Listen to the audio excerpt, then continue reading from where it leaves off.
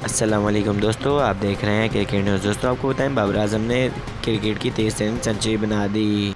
दोस्तों बाबर आजम ने सेकेंड टी20 में न्यूजीलैंड के खिलाफ बैटिंग करते हुए 101 रन मुकम्मल किए। बाबर आजम ने शुरू में मैच का आगाज़ आहिस्ता रखा, लेकिन एंड में 30 बॉलों पर 65 रन मुकम्मल की और अपनी सेंचुरी भी मुकम्मल कर ली। और बाबर आजम की ये पहली इनिंग्स थी जिसमें बाबर आजम ने 5 चौके और 4 छक्कों की मदद से सेंचुरी की है। दोस्तों ये बाबर आजम की तीसरी टी20 इंटरनेशनल सेंचुरी थी, जिस पे विक्रांत गुप्ता का कहना था कि बाबर आजम से बड़ा बैट्समैन कोई भी नहीं हो सकता।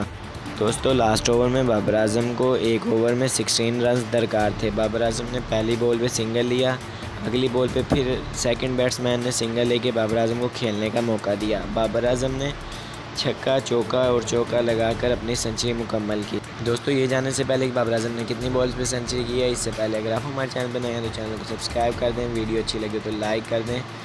दोस्तों बाबर आजम ने 58 बॉल्स पर अपनी सेंचुरी को मुकम्मल किया। दोस्तों अगर वीडियो अच्छी लगे तो लाजमी लाइक करना। खुदा हाफिज़।